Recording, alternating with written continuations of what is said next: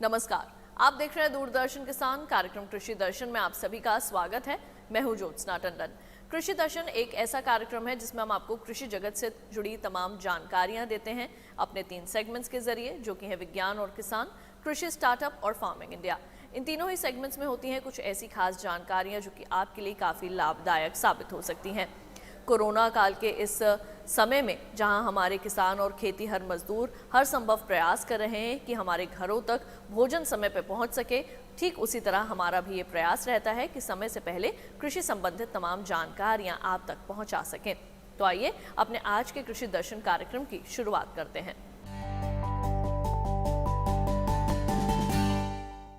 आइए कार्यक्रम की शुरुआत करते हैं हमारे पहले सेगमेंट विज्ञान और किसान से। आइए कार्यक्रम की शुरुआत करते हैं हमारे पहले सेगमेंट विज्ञान और किसान से। किसान भाइयों बहनों, कई कीटनाशक रसायन ऐसे होते हैं जो कि हमारी फसलों को कीटों के प्रकोप से बचाते हैं, लेकिन उनका अत्यधिक उपयोग करने पर भी उनसे हानि भी पहुंच सकती है। हमारी फसलों को कई तरह का नुकसान हो सकता है। इसलिए हमारे कृषि वैज्ञानिक एकीकृत कीट प्रबंधन पर जोर देते हैं। आइए दिखाते हैं इस पर आपको एक खास रिपोर्ट।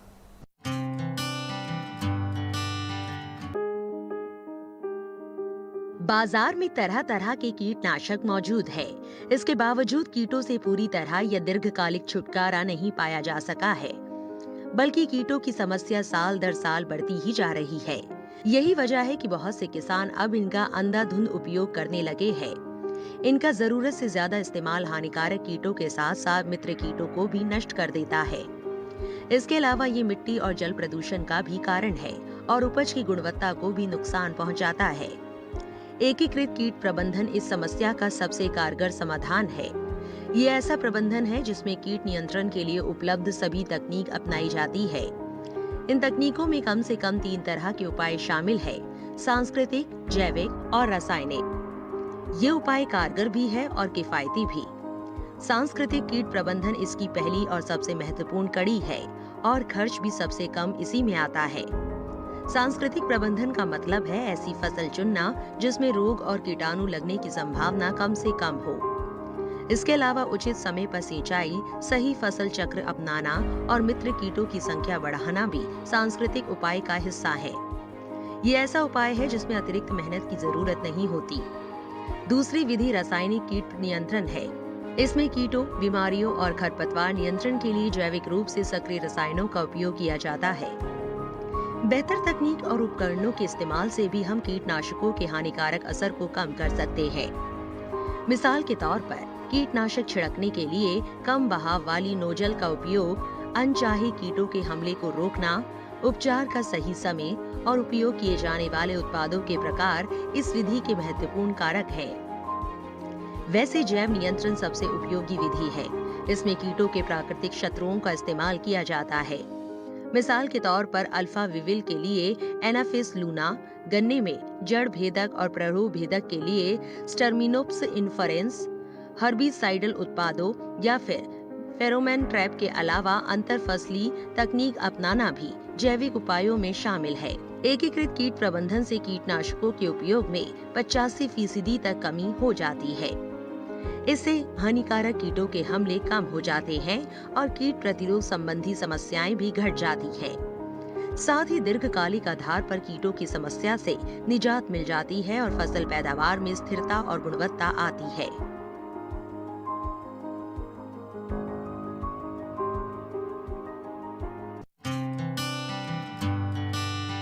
तो अभी आपने देखा सेगमेंट विज्ञान और किसान। आइए कार्यक्रम कृषि दर्शन में बढ़ते हैं आगे और अब एक नजर डालते हैं कृषि कैलेंडर पर, जिसमें हम वर्तमान समय में किए जाने वाले कृषि कार्यों की जानकारी आप तक पहुंचाते हैं।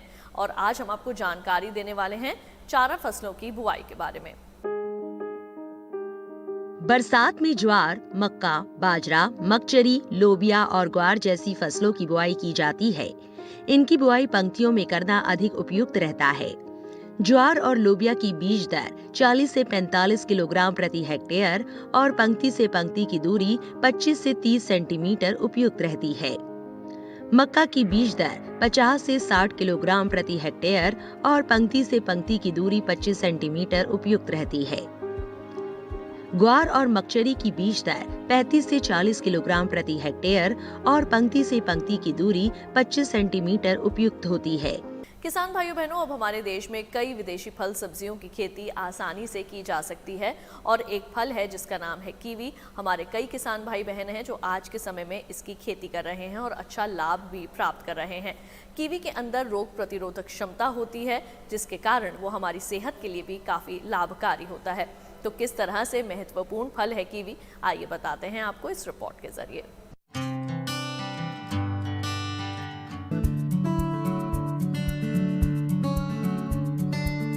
कीवी फल की उत्पत्ति चीन से हुई है।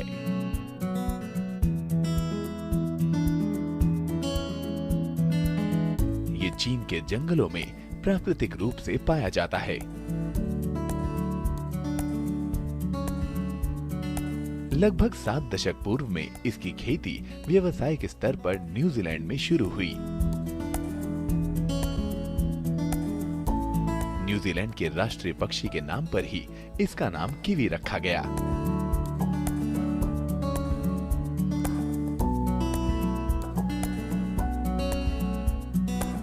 भारत के पर्वतीय क्षेत्रों, समुद्र तल से 1200 से 1500 मीटर की ऊंचाई वाले स्थानों के लिए कीवी सेब का एक अच्छा विकल्प है।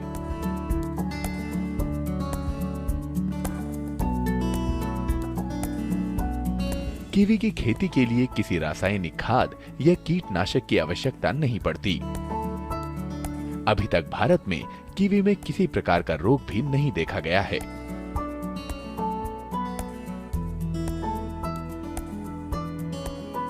यदि कीवी फल के पौधों को उपयुक्त वातावरण मिले तो इसके पौधों की आयु औसतन 35 से 40 वर्ष होती है। कीवी का पौधा 3 से 4 वर्ष में फल देना प्रारंभ कर देता है। फल की बाहरी सतह में हल्के रोए होते हैं, इससे इसे जंगली जानवर भी कोई हानि नहीं पहुंचाते।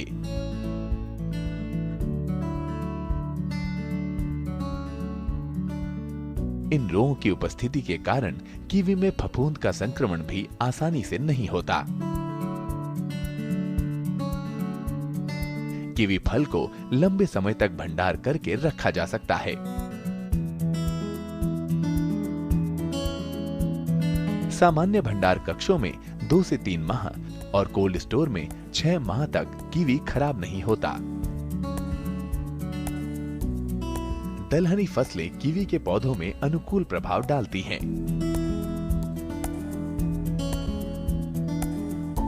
कीवी फल पोषक तत्वों से भरपूर व स्फूर्तिदायक होता है। कीवी फल में विटामिन सी की प्रचुर मात्रा पाई जाती है। कीवी में संतरे से 2 गुना और आम से 3 गुना अधिक विटामिन सी होता है।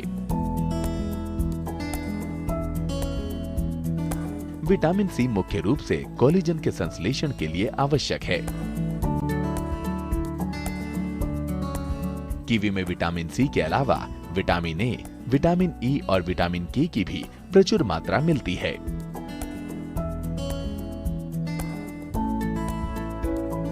कीवी फल में पोटेशियम की प्रचुर मात्रा भी पाई जाती है। मुख्य रूप से पोटेशियम का स्रोत केला है, पर कीवी में केले से अधिक पोटेशियम पाया जाता है, जो रक्त प्रवाह व हृदय गति को नियंत्रित करता है।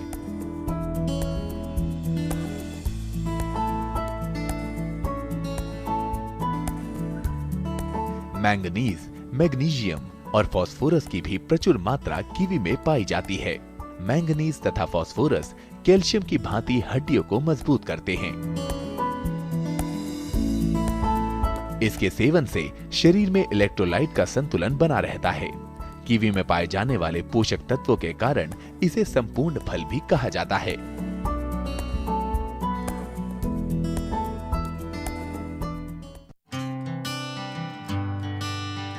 इसी के साथ कार्यक्रम कृषि दर्शन में वक्त हो चला है एक छोटे से ब्रेक का। जल्द लौटेंगे वापस अपने अगले सेगमेंट कृषि स्टार्टअप के साथ। आप देखते रहिए दूरदर्शन किसान।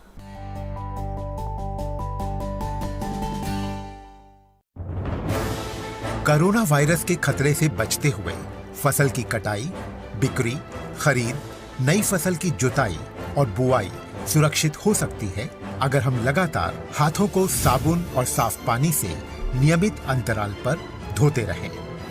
नाक, मुंह को मास्क गमछे या कपड़े से ढक कर रखें। आंख, कान, नाक, मुंह न छुएं। आपस में 2 गज की दूरी बनाए रखें। मास्क और 2 गज की दूरी के मंत्र को अभी हमें छोड़ना नहीं है। फसलों की बुवाई एवं कटाई करते समय आपस में कम से कम 2 गज की दूरी बनाए रखें। फसल की कटाई करने के बाद छोटे छोटे ढेरों में इकट्ठा करें। कृषि के औजारों की समय समय पर सफाई करें। एक दूसरे के साथ औजारों की अदला बदली न करें। श्रमिकों के शौचालयों और हाथ धोने की जगह की ठीक से सफाई जरूरी है। बुआई, कटाई एवं मड़ाई के दौरान इस बात का ध्यान रखें कि इन स्थानों के आसपास कोई थूके नहीं। कंबाइन, हार्वेस्टर, थ्रेशर, जुताई और बुआई की मशीनों को इस्तेमाल से पहले साफ करें। मशीनों के इस्तेमाल से पहले और इस्तेमाल के बाद हाथ साबुन से साफ करें। वाहनों, बोरियों, थैलियों और पैकिंग के दूसरे सामान की साफ सफाई पर भी खास ध्यान दें। खरीद केंद्र पर आने से पहले किसानों एवं श्रमिकों की जांच। खरीद केंद्रों पर भीड़ न लगाएं एवं किसानों को बारी बारी से बुलाएं। गोदामों पर खरीदी हुई फसल को लेने में शीघ्रता करें ताकि किसानों एवं श्रमिकों को रुकना ना पड़े। कोरोना के खतरे से बचाव और अधिक जानकारी के लिए आरोग्य सेतु ऐप डाउनलोड करें।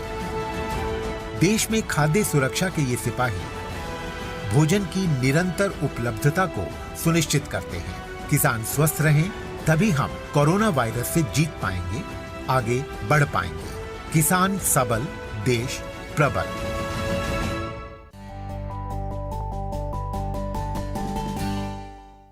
ब्रेक के बाद एक बार फिर आप सभी का स्वागत है कार्यक्रम कृषि दर्शन में। आइए कार्यक्रम में बढ़ते हैं आगे और अब देखते हैं सेगमेंट कृषि स्टार्टअप। किसान भाइयों बहनों, हल्दी की ज़रूरत हमारी रोज़मर्रा की ज़िंदगी में काफ़ी होती है। हमारे भोजन की या कहें हमारे भारतीय थाली की ज़रूरत है हल्दी। हल्दी के अंदर काफ़ी औषधीय गुण होते हैं जिसकी वजह से ये हमारे शरीर के लिए काफ़ी लाभकारी होती है। हल्दी की खेती करके भी हमारे कई किसान ऐसे हैं जो कि आज के समय में अच्छा लाभ भी प्राप्त कर रहे हैं और उन्हीं में से एक हमारी सफल किसान है जिनका नाम है त्रिनेत्री साहू। इन्होंने हल्दी की खेती की है जैविक रूप से और हल्दी की एक किस्म की भी खेती की है जिसकी वजह से इन्हें पद्मश्री पुरस्कार से भी सम्मानित किया गया और ये आज कई किसानों के लिए भी मिसाल बन चुकी हैं।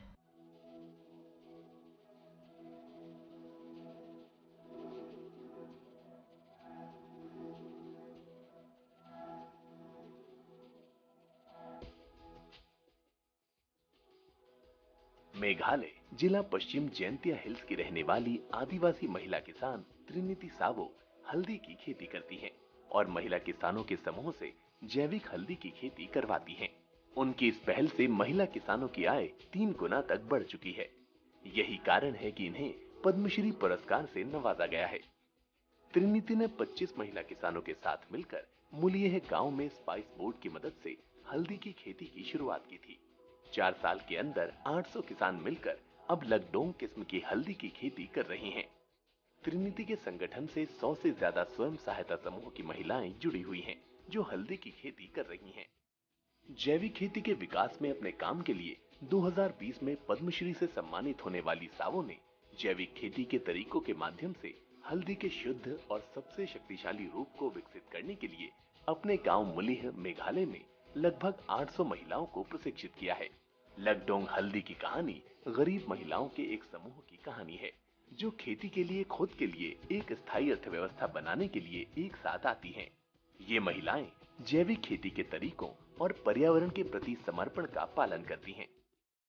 हल्दी की लकडोंग किस्म जो कि सैयों और उसके स्वयं सहायता समूह में महिला किसानों में होती है, उसमें करीमुन का 6 से 7.5% तक होता है, जो कि हल्दी का मुख्य घटक है, जो इसे चमकीले पीले रंग और विशिष्ट पृथ्वी सहित अपने नमकीन गुणों को प्रदान करता है। अधिकांश भारतीय खाना पकाने की नींव रखने वाला तीखा स्वाद कर्क्यूमिन एक अत्यधिक बेशकीमती औषधीय मसाला है जिसके बारे में माना जाता है कि इसमें एंटी इंफ्लेमेटरी, एंटी डायबिटिक और साथ ही कैंसर रोधी गुण होते हैं। मेघालय की जयंतिया पहाड़ियों में स्वदेशी रूप से उगाए गए लकडोंग हल्दी को व्यावसायिक रूप से बिकने वाली हल्दी में सोने का मानक माना जाता है। भारतीय कृषि अनुसंधान परिषद के अनुसार लकडोंग हल्दी में कर्क्यूमिन की मात्रा 7% होती है। दवाओं में इसका प्रयोग बहुत होता है। सामान्य हल्दियों की प्रजाति में कर्क्यूमिन की मात्रा 2 से 5% तक ही होती है। आयुर्वेद में हल्दी का उपयोग कई दवाइयों के निर्माण में होता है। हल्दी की गुणवत्ता का आधार इसमें पाए जाने वाले रंगीन पदार्थ कर्क्यूमिन व वाष्पशील तेल की मात्रा है। सूखी हल्दी या चूर्ण में कर्क्यूमिन की मात्रा 2.6 से 6.6% तक होती है। यदि किसान हल्दी की खेती जैविक तकनीक से करें तो अच्छी उपज के साथ साथ अच्छा लाभ भी ले सकते हैं। जैविक तकनीक से खेती में लागत बहुत कम आती है। ये भी है कि कम खर्च में किसान अधिक मुनाफा कमा सकते हैं। त्रिनिति सावो का मानना है कि हल्दी की जैविक खेती कर किसान अपनी आय दोगुनी करने में सफलता हासिल कर सकते हैं।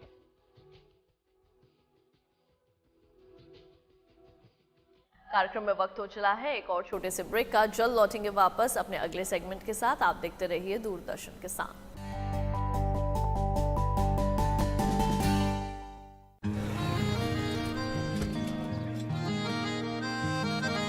क्या बात है भाई, आजकल तो काफी खुश नजर आ रहे हो। क्यों ना हो, अब मैं ऑर्गेनिक खेती जो कर रहा हूँ ये पूरा प्राकृतिक है, ऑर्गेनिक है। इसमें हमारे खेत, हमारी फसल और हमारी जेब सब फायदे में होते हैं और इसमें लागत भी कम है। जी हाँ, आप भी ऑर्गेनिक खाद का प्रयोग करें, अपनी फसल और मिट्टी को तंदुरुस्त बनाएं और आपकी आमदनी में इजाफा करें। अधिक जानकारी के लिए किसान call centre toll free number 1800-180-1551 पर कॉल करें और लॉग ऑन करें kisan.gov.in और farmer.gov.in। कृषि और किसान कल्याण मंत्रालय द्वारा किसान हित में जारी।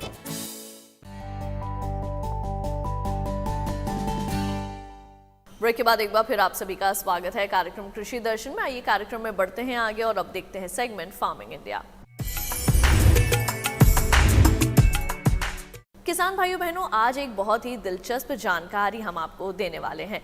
नागालैंड की एक बहुत ही प्रसिद्ध मिर्च है जिसका नाम है राजा मिर्च। हाल ही में इसे लंदन निर्यात किया गया। नागालैंड की इस मिर्च को भूत जोलोकिया और गोस्ट पेपर भी कहा जाता है। आपको बता दें कि वर्ष 2008 में इसे जीआई सर्टिफिकेशन भी मिल चुका था। आइए दिखाते हैं इस पर आपको एक खास रिपोर्ट।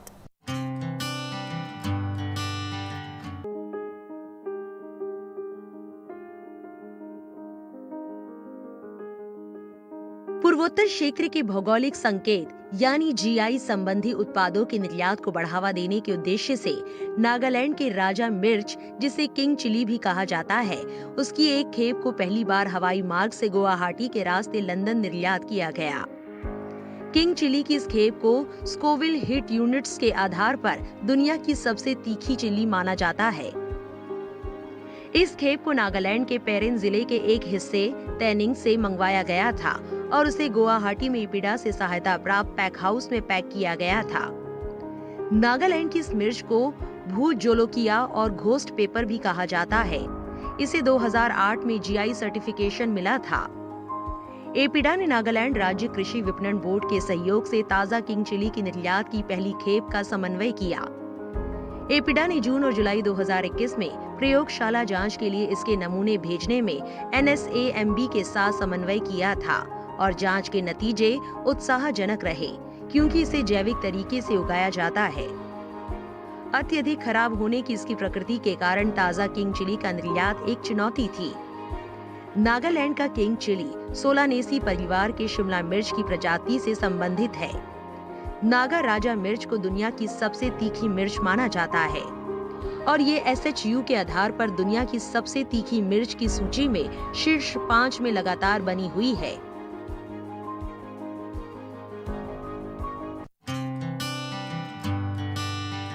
जल ही जीवन है और स्वच्छ जल पीने का हक हम सभी को है। प्रधानमंत्री श्री नरेंद्र मोदी जी राज्यों और केंद्र शासित प्रदेशों के साथ मिलकर ये हर संभव प्रयास कर रहे हैं कि नल जल हर स्कूल और घरों समेत आंगनबाड़ियों तक पहुंचा जा सके। आपको बता दें कि नल जल की आपूर्ति अब तक 66% स्कूलों और 60% आंगनबाड़ियों तक हो चुकी है। दिखाते हैं एक खास report.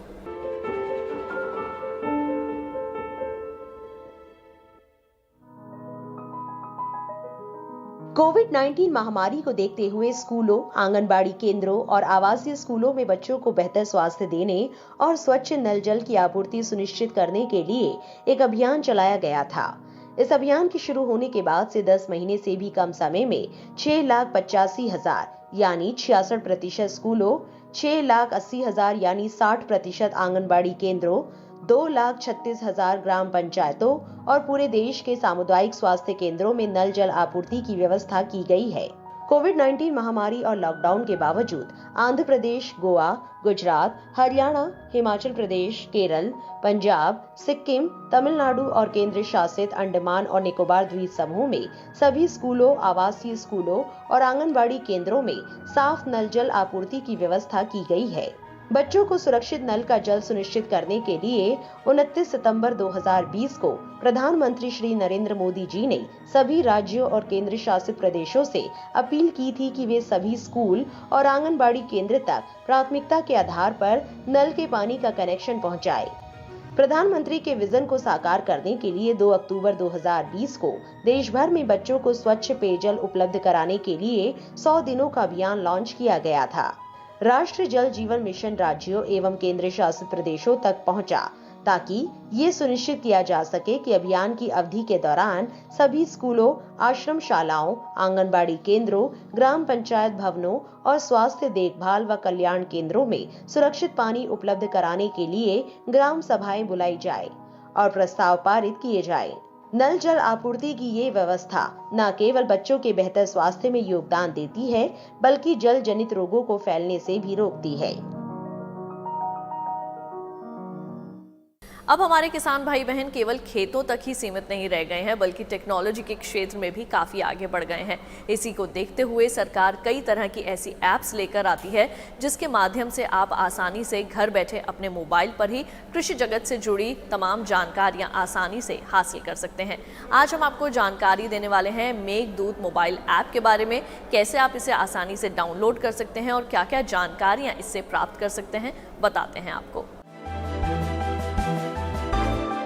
Meghdoot mobile app Bharat मौसम विज्ञान विभाग, भारतीय उष्णकटिबंधीय मौसम विज्ञान संस्थान और Indian council of agriculture research द्वारा लॉन्च किया गया है।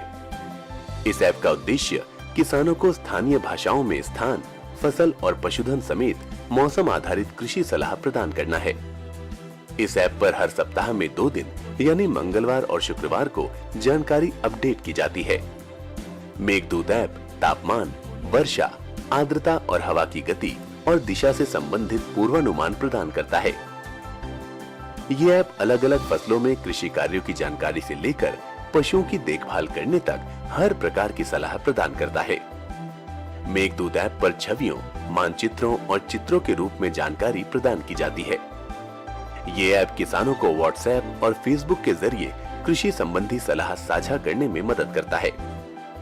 मेघदूत ऐप शुरुआत में देश के 150 जिलों में सेवारत था, लेकिन अब देश के बाकी हिस्सों में मौसम की जानकारी हेतु विस्तारित है। और अब आइए नजर डालते हैं कृषि जगत से जुड़ी खास सोशल मीडिया अपडेट्स पर।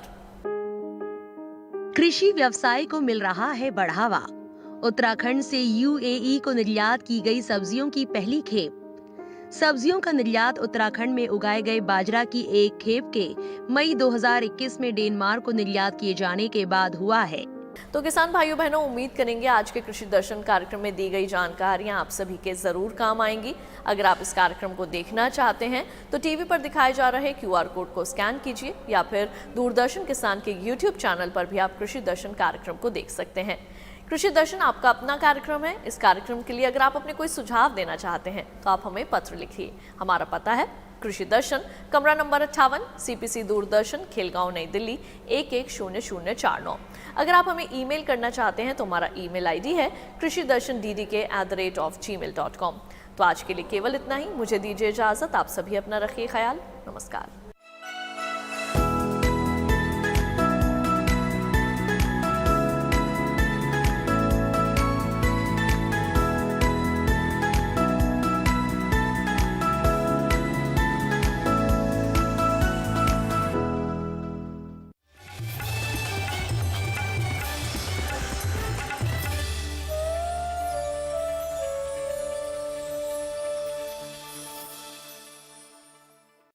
तुम कौन हो ठाकुर? तुम कौन हो?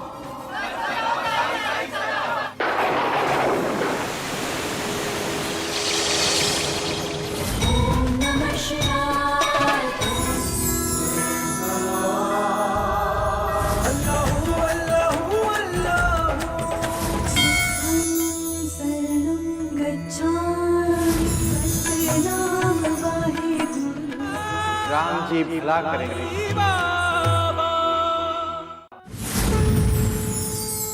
अनंत कोटि ब्रह्मांड नायक साईं बाबा देखिए सोमवार से शुक्रवार रात 8:30 बजे सिर्फ डीडी किसान पर। पर्यावरण भारत की चिति, देश का स्वभाव। भारत में पर्यावरण सिर्फ जलवायु नहीं, आबो हवा नहीं, सिर्फ पेड़ पौधे, नदी पर्वत नहीं। भारत में पर्यावरण एक जीवन शैली है, सिर्फ लौकिक नहीं बल्कि दिव्य भारत का आईना। आइए आपका परिचय कराते हैं ऐसी ही कुछ परंपराओं से, इन्हीं जीवन मूल्यों से। कार्यक्रम प्रकृति उत्सव रिविजिटिंग इंडियन एनवायरनमेंट ट्रेडिशन देखिए हर गुरुवार सुबह 7:30 बजे सिर्फ डीडी किसान पर। जब नदी किनारे के लोग ठान लेते हैं कि हमें अपनी नदी की चिंता स्वयं करनी है, तो वे सब अपनी शताब्दियों पुरानी परंपराओं को निभा रहे होते हैं। ये परंपराएं हैं श्रम साधना की। और इन जनजातियों ने नागरीय सभ्यता या सभ्य समाज को भी सिखाया है कि नर्मदा या प्रकृति के साथ कैसे जिया जाता है, कैसे रहा जाता है।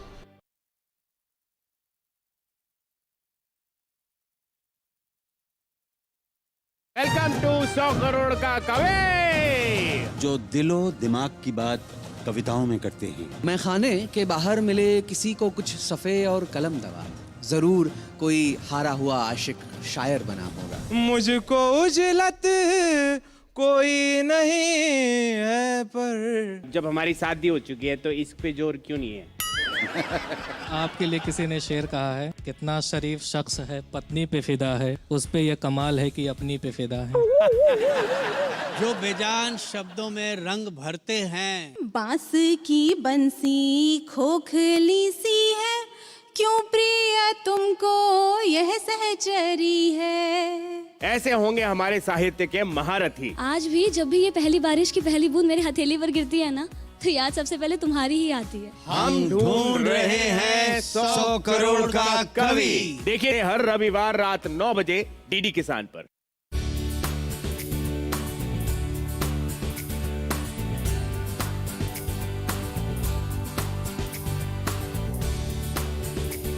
हिम्मत, मेहनत, लगन से अपने सपनों को पूरा करती, महिला स्वावलंबन और सशक्तिकरण की नई मिसाल पेश करती, स्वरोजगार से आत्मनिर्भर बनती, संघर्ष से पहुंचती मंजिल तक बेमिसाल बेटियां, आंगन से बुलंदियों तक। हर बुधवार सुबह 7:30 बजे सिर्फ डीडी किसान पर।